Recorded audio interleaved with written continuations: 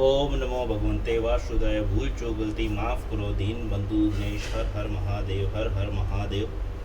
जय हो कृष्ण कन्हैया लाल की जय हो, श्री गीता मैया की जय हो। भूल चूक गलती माफ करो दीन बंधु दिनेश। हरे राम राम राम हरे हरे। हरे कृष्णा कृष्णा कृष्णा हरे हरे। गणेश जी महाराज की जय हो। खेतवाड़ जी महाराज की जय हो। ब्रह्मा विष्णु महेश की जय हो।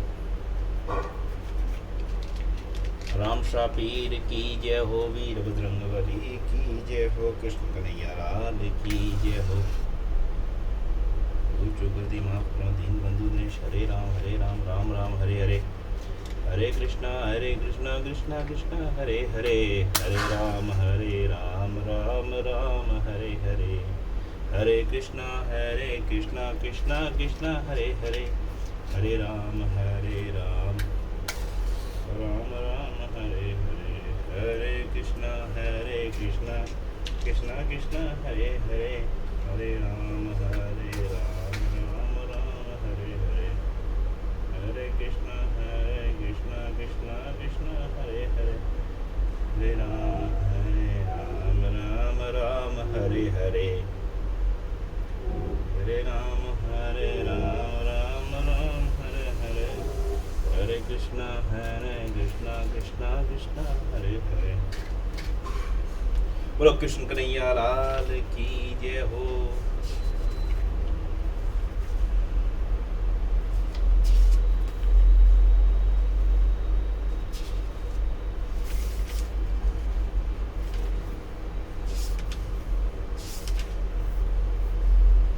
जय गीता मैया की जय। दूसरा अध्याय। अर्जुन कहे श्री कृष्ण को, सुनो कृष्ण भगवान, देखा चाहूं आज मैं दोनों सैन महान वीर जो लड़ने आए, क्या क्या तिनके नाम। सैन संग कितनी लाए, रथ मेरे को ले चलो, दो सेना के दरमियान, कृपया मानो मम कथन, सुनो कृष्ण भगवान। ओम नमः शिवाय। जय कृष्ण कन्हैया। संजय बोले, हे धृतराष्ट्र। तब श्री कृष्ण दया युक्त नेत्रों में आंसू भरकर व्याकुल चित्त अर्जुन से बोले, हे अर्जुन, अनार्थ के सेवन करने योग्य अपयस कारक नरक में गिरने वाला मोह इस समय तुम्हारे मन में कहां से आया। तुम कायर मत बनो, यह शोभा नहीं देता। तुम हृदय की दुर्बलता को त्याग कर युद्ध के निमित्त खड़े हो जाओ। अर्जुन ने कहा, हे मधुसूदन, मैं रण में पूज्य भीष्म और द्रोणाचार्य के ऊपर बाण प्रहार कर कैसे युद्ध करूंगा। इस लोक में महात्मा गुरुजनों को न सताकर भीख मांगकर भोजन करना उत्तम है, और अर्थ की कामना के लिए तो गुरुजनों को मारकर उनके रक्त से सने भोगों को कैसे भोगूंगा। हम नहीं जानते कि युद्ध में हम दोनों में कौन जीतेगा। यदि हम जीत भी लेंगे तो भी जिनको मार हम जीवित रहना नहीं चाहते, वही धृतराष्ट्र के पुत्र हमारे सामने प्रस्तुत हैं। दीनता से मेरी स्वाभाविक वृत्ति नष्ट हो गई है और धर्म के विषय में मेरा चित्त मोहित हो गया है। मैं आपसे पूछता हूँ, निश्चय करके मेरा भला हो, वह मुझसे समझाकर कहिए, क्योंकि मैं आपका शिष्य हूँ और आपकी शरण में हूँ। अतः मुझे ज्ञान दीजिए भगवान। मुझे पृथ्वी का निष्कंटक राज्य मिल जाए और देवताओं का भी आधिपत्य मिल जाए, तो भी कोई ऐसा उपाय नहीं दिखता है जो मेरी इंद्रियों को दुखाने वाले शोक को दूर करे। हे गोविंद, मैं युद्ध नहीं करूंगा। यह कहकर अर्जुन चुप हो गए। संजय बोले, हे राजन, दोनों सेनाओं के बीच में खिन्न होकर बैठे अर्जुन से भगवान श्री कृष्ण ने ये वचन कहे, हे अर्जुन, जिसके लिए शोक नहीं करना चाहिए तू उसके लिए शोक करता है, और पंडितों के से वचन तो कहता है, परंतु लोग न मरों का सोच करते हैं, न जीवितों का। यह बात असंभव है कि मैं पहले न था, तुम भी न थे, और ये राजा भी न थे, और इसके बाद भी न रहेंगे। जैसे देहधारियों की इस देह का लड़कपन, जवानी, बुढ़ापा ये अवस्था होती है, तैसे ही मृत्यु के बाद तुम दूसरी देह की भी होती है। इसलिए पंडित लोग मोक्ष को प्राप्त नहीं होते। इंद्रियों का शब्दादि विषयों में संजोग, जाड़ा, गर्मी आदि सुख दुख को देने वाला है। आने जाने वाले और नाशवान जानकर इन्हें सहन कर, हे नर श्रेष्ठ, सुख दुख को समान मानने वाले जिन वीर पुरुषों को ये बाह्य पदार्थ क्लेश नहीं देते, वह मोक्ष पाने के अधिकारी हैं। असत वस्तु का तो अस्तित्व नहीं है और सम का अभाव नहीं है। इस प्रकार दोनों का ही तत्व ज्ञानी पुरुषों ने देखा है। जिससे यह सार संसार व्याप्त है, उसका विनाश करने में कोई समर्थ नहीं है। इस अविनाशी, अचिंत्य और नित्य जीवात्मा के ये सब शरीर नाशवान हैं। एतव्य, हे भारत, तुम युद्ध करो। जो पुरुष इस आत्मा को मारने वाला तथा जो मरने वाला मानते हैं, वे दोनों ही ज्ञानी नहीं हैं, क्योंकि यह आत्मा न मरती न मारती है। आत्मा न कभी जन्मती न मृत्यु को प्राप्त होती है, न कभी जन्मी थी न कभी मरेगी। यह अजन्मा, नित्य, कभी न घटने वाली, बढ़ने वाली और सनातन है। नष्ट होने पर भी यह नाश को प्राप्त नहीं होती। जो पुरुष इस आत्मा को नित्य, अविनाशी, निर्विकार और अजन्मा जानता है, वह किसको घात करेगा और किसको मारेगा। जिस प्रकार मनुष्य पुराने वस्त्र फेंक कर नया वस्त्र ग्रहण करता है, उसी प्रकार आत्मा पुरानी देह को छोड़कर नई देह धारण करती है। आत्मा को शस्त्र नहीं काट सकते, अग्नि जला नहीं सकती, जल भिगो नहीं सकता, न भीग या गल सकती है और न सूख सकती है। यह अविनाशी, सर्वव्यापी, स्थिर, अचल और सनातन है। यह इंद्रियों से जाना नहीं जा सकता। यह कल्पना से भी परे है और इनमें हेर फेर नहीं हो सकता। इसलिए ऐसा जानते हुए तुम्हें शोक करना उचित नहीं है। महाबाहो, यदि तुम इस आत्मा को नित्य जन्म लेने वाला मानते हो, तो भी तुमको शोक नहीं करना चाहिए, क्योंकि जो जन्मा है उसकी मृत्यु है और जिसकी मृत्यु है उसका जन्म होना निश्चय है। अतः जो बात अनिवार्य है उसके लिए सोच करना व्यर्थ है। जन्म लेने से पहले क्या था किसी को मालूम नहीं, मध्य में कुछ प्रकट होता है, फिर मरने से पीछे क्या होगा कोई नहीं जानता। ऐसी दशा में किसी बात का सोच करना क्या तुमको उचित है? कोई मनुष्य तो इस आत्मा को आश्चर्य से देखता है, आश्चर्यवत वर्णन करता है, कोई आश्चर्यवत मानकर सुनता है, परंतु कोई देख, कह तथा सुनकर भी भली प्रकार नहीं जानता है। सबके शरीर में यह आत्मा नित्य, अविनाशी है। अतः सब प्राणियों के लिए तुमको सोच करना उचित नहीं। अपने धर्म को भी सोच कर घबराना उचित नहीं है, क्योंकि क्षत्रियों को धर्म पूर्वक युद्ध से बड़ा और कुछ भला करने वाला नहीं है। हे पार्थ, बिना इच्छा किए स्वर्ग का द्वार रूप युद्ध तुमको स्वतः प्राप्त हुआ है। ऐसा सुअवसर भाग्यवान क्षत्रिय को ही मिलता है। यदि तुम अपने धर्म के अनुसार इस संग्राम को न करोगे तो अपना धर्म और बड़ाई खो बैठोगे और पाप को प्राप्त होगे। सब लोग सदा तुम्हारी अपकीर्ति करेंगे और प्रतिष्ठा वाले पुरुषों के लिए अपयश का होना मृत्यु से बढ़कर है। हे महारथी, समझेंगे कि अर्जुन डरकर संग्राम से हट गया और तब जो लोग तुम्हारे पराक्रम की निंदा करते हुए अनेक प्रकार के दुर्वचन कहेंगे, इससे बढ़कर दुख तुमको क्या होगा। यदि युद्ध में नष्ट हो गए तो स्वर्ग की भागी होगे, जीतने पर पृथ्वी का राज्य करोगे।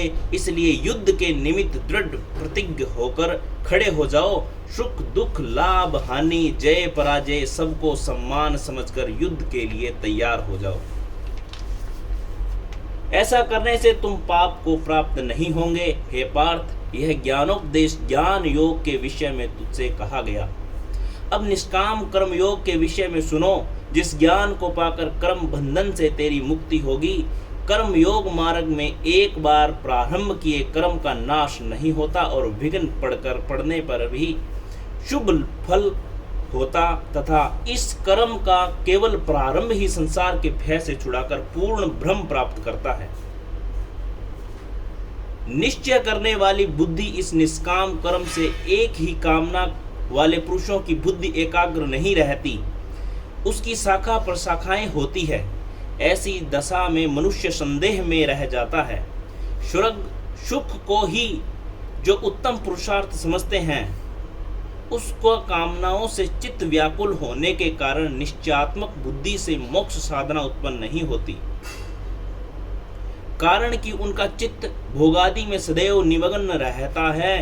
जिन मनुष्यों का चित्त इस प्रकार मोह में लिप्त है और जिसकी आसक्ति भोग विलास और ऐश्वर्य में है, ऐसे पुरुषों के अंतःकरण में निश्चयात्मक बुद्धि नहीं होती। हे अर्जुन, वेद त्रिगुणात्मक है, मतलब सकाम है। तुम निष्काम हो जाओ। भगवान कहते हैं वेद त्रिगुणात्मक है, सकाम है, तुम निष्काम हो जाओ। सुख दुख को सम्मान जानकर नित्य क्षेम आदि स्वार्थों में न पड़कर धीरजवान और आत्मनिष्ठ हो जाओ। तुमको केवल कर्म करना चाहिए, तुम्हारे अधिकार में फल नहीं। तुम न तो फल की अभिलाषा से काम करो और न निकम्मे ही रहो। फल की आशा त्याग कर कर्म की सफलता व असफलता को सम्मान समझकर तुम योगस्थ होकर कर्म करो। फल की इच्छा रखने वाले निकृष्ट होते हैं। निष्काम कर्म करने वाला पुरुष ईश्वर की कृपा से इसी संसार से सुकृत तथा दुष्कृत इन दोनों ही का त्याग कर देता है। जो सब कर्मों में कल्याणकारक है, कर्म फल को त्याग कर ही बुद्धि युक्त ज्ञान या पुरुष जन्म बद्ध से हटकर मोक्ष को पाते हैं। जब तुम्हारी बुद्धि मोह बन के बाहर निकल जाए, तब तुम्हारा मन आगे होने वाली तथा हुई बातों से विरक्त हो जाएगा।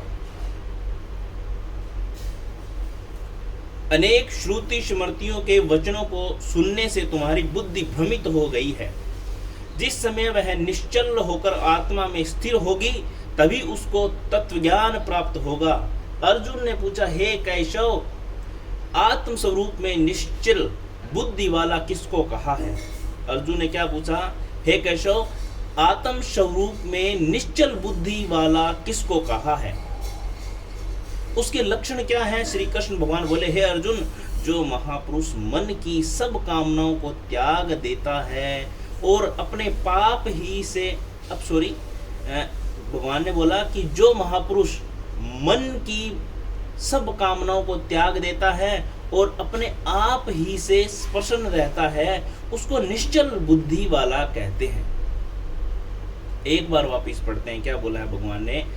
अर्जुन ने बोला कि हे केशव, आत्म स्वरूप में निश्चल बुद्धि वाला किसको कहा है, उसके लक्षण क्या है। श्री कृष्ण भगवान बोले, हे अर्जुन, जो महापुरुष मन की सब कामनाओं को त्याग देता है, मन की सब कामनाओं को क्या है, त्याग देता है और अपने आप ही से प्रसन्न रहता है, उसको निश्चल बुद्धि वाला कहते हैं। दुख में जिसके मन में खेद नहीं होता, सुख में जिसको आसक्ति नहीं होती तथा प्रीति भय क्रोध जिसके जाते रहते हैं, वह महात्मा स्थिर बुद्धि वाला मुनि कहलाता है।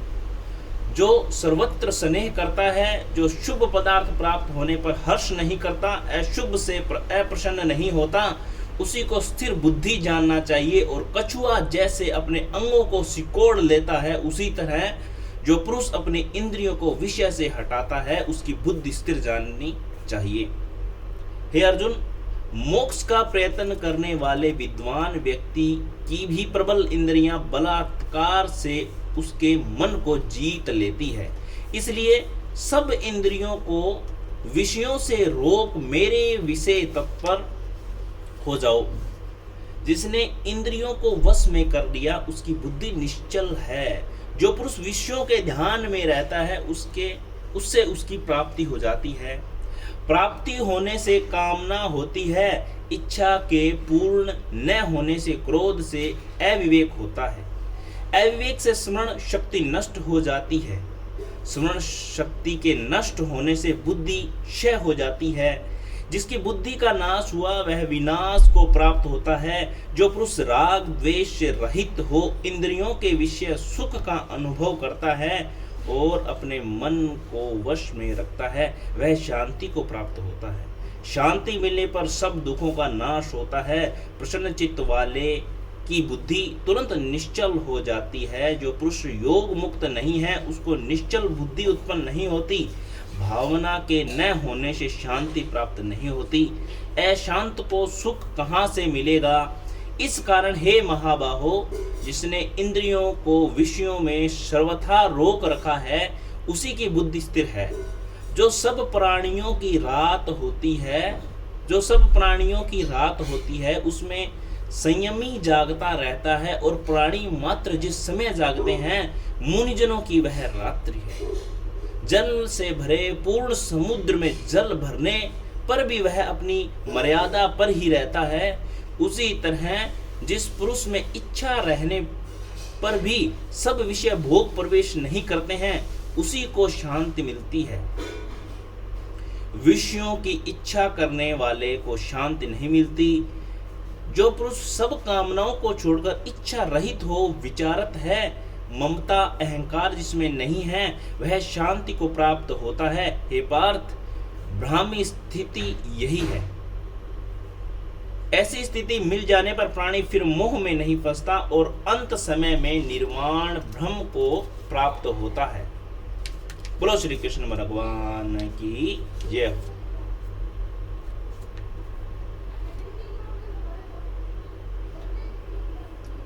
दूसरे अध्याय का महात्म्य।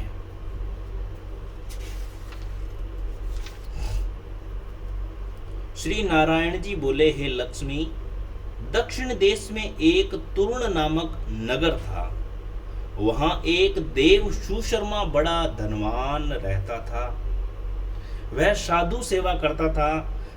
जब साधु सेवा करते हुए 7 दिन बीते तब एक बाल नाम ब्रह्मचारी आया। उसकी बहुत सेवा की और विनय की।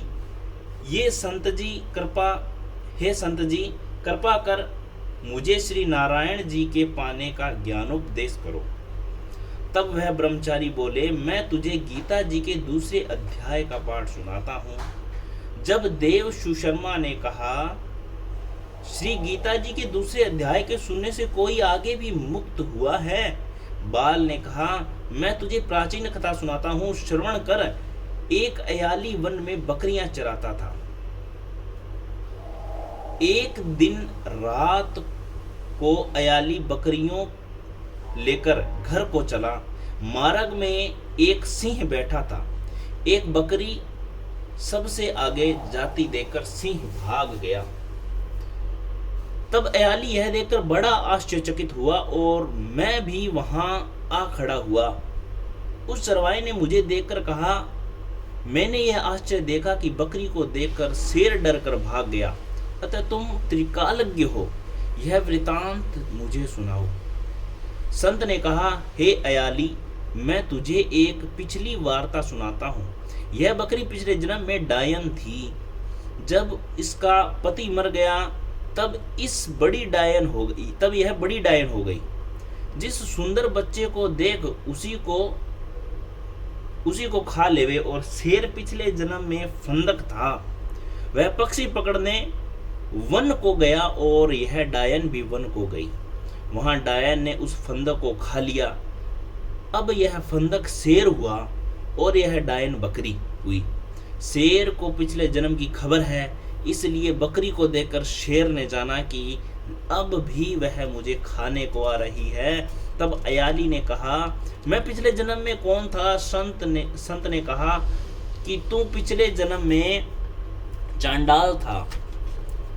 तब अयाली ने कहा, हे ब्रह्मचारी जी, कोई ऐसा उपाय भी है जिसे करके हम तीनों इस अधम देह से छूटे? श्री संत जी बोले, हम तुम तीनों का उद्धार करते हैं। एक वार्ता मेरे से सुनो। भयानक पर्वत की कंदरा में एक शिला थी, उसमें श्री गीता जी का दूसरा अध्याय लिखा हुआ था। मैंने उन अक्षरों को उस शिला पर देखा था। अब मैं तुम्हारे को मन, वचन और कर्म करके सुनाता हूँ, तुम श्रवण करो। संत जी ने जब गीता जी के अक्षर सुनाए तो उनको सुनते ही तुरंत आकाश में विमान आए और उन सभी को विमानों पर बैठा वैकुंठ लोक ले गए। देव सुशर्मा ने भी गीता ज्ञान को सुनकर देव देह पाई। हे लक्ष्मी, जो मनुष्य गीता जी के दूसरे अध्याय का पाठ सुनता है वह मुक्ति का अवश्य पाता है। बोलो गीता मैया की जय हो। बोलो कृष्ण कन्हैया लाल की जय। भूल चूक गलती माफ करो, दीन बंधु देश हर हर महादेव, हर हर महादेव, हर हर महादेव। भूल चूक गलती माफ करो, दीन बंधु।